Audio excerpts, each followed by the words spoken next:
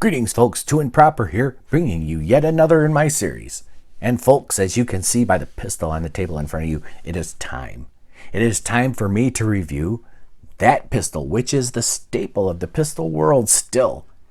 Thousands and thousands of owners of this pistol, ladies and gentlemen, the Glock 19.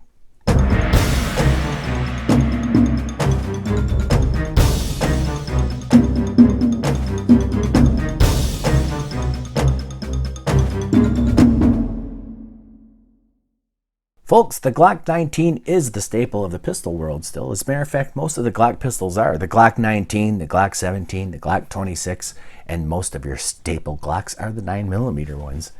Just like this one right here. The Glock 19. I still love this gun. Now, folks, you might be saying to yourself, Two and Proper, which is a funny thing to say to yourself, you must be a Glock fanboy. Well, I'm not. I'm not really a Glock fanboy. I'm a Glock fan, but I'm not a Glock fanboy because I know that there are other pistols out there that rival the Glock and even overtake and defeat the Glock with certain features. So I'm smart enough to recognize that this is not the greatest pistol in the world. That being a relative term and a subjective term, I'm going to tell you that I don't think that this is the greatest pistol in the world. However, I think it is among the most versatile pistols that you can get just because of its concealability, its weight, and its capacity. 15 rounds of 9mm in a compact pistol like this, which weighs, unloaded, only 23.65 ounces. So that is not a heavy gun. Unloaded, that is not heavy. 23.65 ounces is not a lot of weight.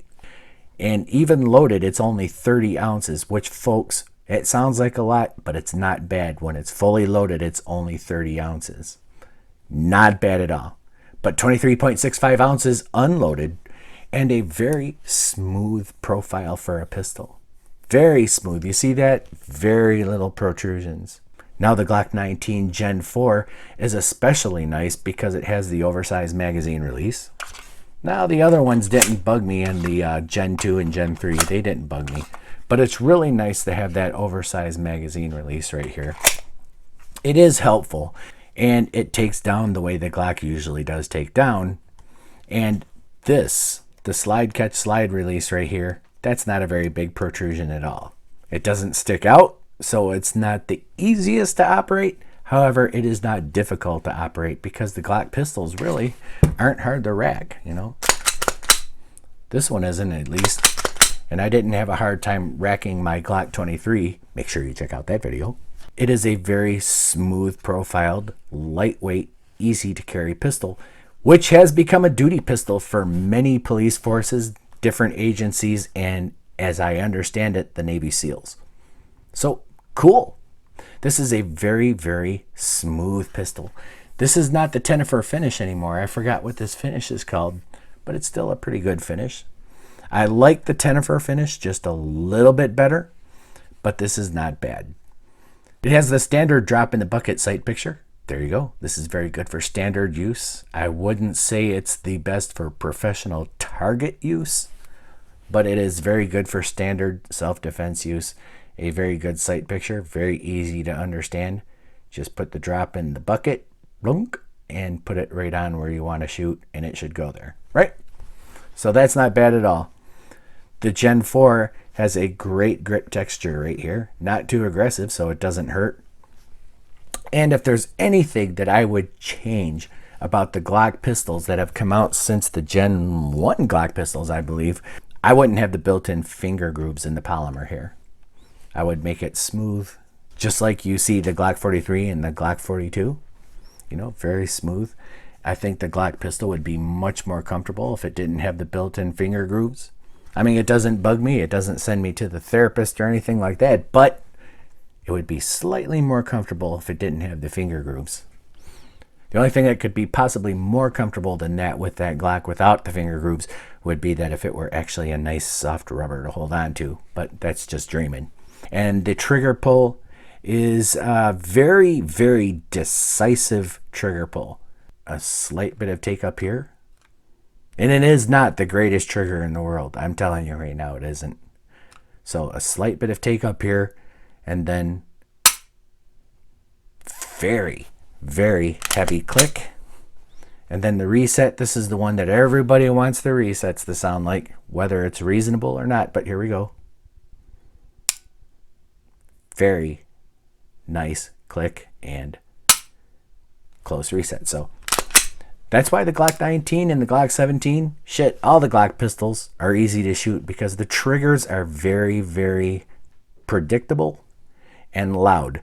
However, I am acknowledging out loud that that is not everything. There are very much better triggers than the Glock triggers. These just so happen to be loud triggers. So there you go. Now, of course, shooting the Glock 19 is a pleasure because of its low bore axis, very close to your hand here. So that makes it very easy to shoot the Glock 19. So that's a very nice shooter. And if you look at the recoil videos, it's a very, very manageable pistol. Whether you're action shooting or just slow shooting, standing there, it is a very easy to take pistol to shoot. I was very excited, as a matter of fact, when I very first got this Glock 19. I was so excited after the very first time I shot this Glock 19 that I made this video. Greetings folks, Joe and Proper here, bringing you another in my series. Now this video is going to be short, but consider it an appendix to whatever review I do. Simply because, oh my frickin' God. Now I know people say, you know, it's just a Glock 19. It's only a Glock 19. Simply a Glock 19, and they make it not such a big deal because it's such a common gun. Everybody has a Glock 19. Why? Well, it's freaking obvious. The only thing I can say about this Glock 19 Gen 4 is, oh my freaking God. Alright? I haven't been this excited about a firearm since shooting the Sarsilmaz B6P. And no, I'm not kidding. That gun was freaking amazing. If you ever get a chance, pony up the $300 and get the Sarsilmaz B6P because it's really great. But I'm talking about this gun right here. This gun, oh my God. I forgot how good Glock 19s were, and the Gen 4 is really, really a great gun to shoot. This now is probably my favorite gun. Just saying! Okay, so these were the first shots. I'm going to include this video in my review whenever that is, years down the road or whatever, but these are my first shots. Okay, that's my first shots at 5 yards, but very first shots were at 10 yards, right? That's not too bad. I mean, that's my very first shots. I had to get used to the trigger and everything, just like every other gun. These are my very first shots at 5 yards, and I am very happy with that. Plus, I did some center mass shooting, and that went very well with a human form target. That was a very, very good and fun thing. I gotta say that the Glock 19 Gen 4, I am very much overall pleased. Now, I've only shot one kind of ammo, and that was the Remington UMC 115 grain. Went very well, but you know what? I am super glad and completely stoked about this Glock 19 Gen 4. Now, I am going to add this to whatever review video I do. Thanks, folks. So as you can see, I was a big fan of this pistol and almost forecasting, almost reviewing it before I was even ready to do the premium review. So a very good shooter. I've also decided to modify this pistol just a little bit, in that I've got the Lone Wolf stainless steel guide rod in mind, and this one originally came with its polymer guide rod. Of course, this is not a problem. I don't think many people have had a problem with the polymer guide rods. However, because I'm a princess and I just need to pamper myself, I decided to get the Lone Wolf stainless steel guide rod. Let's have a look at it. Let's take down the Glock pistol. Here's how you do it. Pull back just a little bit, put your levers down, and bingo, just pull your thing off there. And here's the Lone Wolf stainless steel guide rod compared to the standard guide rod. Very nice. Now, as I understand it, with guide rods, people had problems with the polymer guide rods in the first iterations of the Gen 4 Glocks. That problem has long since been remedied, and now if you get a Gen 4 Glock, whether it has the polymer guide rod or not, you're getting a great, great pistol. No problems anymore. Barrel comes out just like the other ones. I don't know how many of you have actually got to show this to, but it's a very nicely made pistol. This is just a little bit dirty, my Glock, but just like all the others. So here we go. Put it back. Let's get the right guide rod here. The Lone Wolf stainless steel guide rod adds just a little bit of weight, but not so much as you would really, really realize it. And I do believe it's probably adding some stability to my shooting. So could be psychological too, but that's what they said. It was they again. But the Glock 19 has been an outstanding pistol for me. I absolutely love this handgun. And a lot of my friends have gotten a chance to shoot it, and they all said the same things, up to and including Tattoo Cat. He got to shoot this, his first time shooting the Glock 19, and he was balls on accurate with the thing. Damn. As well as a couple of my other friends that got a chance to shoot the Glock 19. And they didn't have a hard time with it either. And I really don't think that many people are going to have a hard time shooting the Glock 19 just because of how easy it is to point and shoot.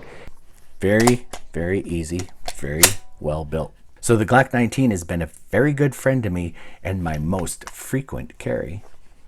This one and the Ruger LCR are my most frequent carries, if you really must know.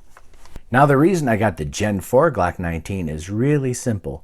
For just an additional $50, you know, you've got the oversized magazine release. You get 3 15-round magazines with it, as well as interchangeable back straps. I mean, come on. Why would you get the Gen 3 when for $50 more you can get all of this? So that was my decision. That was my rationale behind my decision. So I'm glad I did. So again, the only modifications that I've made to my Glock 19 is that I put the Lone Wolf stainless steel guide rod on here, which I was happy I did. And it does add a little bit of weight to the front of the muzzle. That tames recoil a little bit, so I was happy about that. And I also got a butt plug for it, where it says veteran. Okay, keep the emails to a minimum. I am straight. But there's the veteran plug right there for that empty hole in the back. And that's about it. The Glock 19 has been an outstanding pistol. I cannot compliment it enough. Now, with the way I'm raving out about this Glock 19, you're going to assume that I'm a Glock fanboy. Somebody's going to make the comment in my comment section. But I'm just telling you, I'm not a Glock fanboy. I realize how great this pistol is. However, I do realize that other pistols can top the features of the Glock. And this is just a very good example of a good concealed carry, a good comfortable carry. However, I do know that there are better pistols out there. So I really am not going on and on about this Glock in the context of I think it's the best pistol in the world. I don't think it has the greatest trigger in the world. I do wish it didn't have the built-in finger grooves. I wish it was just smooth and straight right there so that you could be even more comfortable holding the gun. And there's other things that I would change about the Glock 19. I would probably make standard 3 dots with it, but that's just me, you know. However, for the price and the quality of the Glocks, when compared to other pistol brands and when measured up against your Sig Sauers, your Heckler & Kochs and stuff like that, which these are right up there with those and Walther, you're getting a lot of gun and a lot of value for the money. So at about $550 to $600 for a Glock 19 Gen 4, it's generally accepted that you are getting a tremendous value. This is a very well-built pistol, very trustworthy, and that's why so many people have chosen the Glock 19 as their duty guns or as their concealed carries. So the Glock 19 Gen 4, it's a thing of beauty. Would I recommend it to you? By all means. Would I recommend it to you if it's going to be the only gun you get? By all means. This gun is a standard, and it's a standard for a reason. But anyway, folks, that's it. I'm too improper. My email address is scrolling across the bottom of the screen as we speak right now. That's tooimproper@gmail.com. Right, and I will answer you provided you are being polite about what it is you have to say and if I've got the time. Thanks for watching, folks. God bless America, and keep on protecting your families and yourselves. It is always the right thing to do.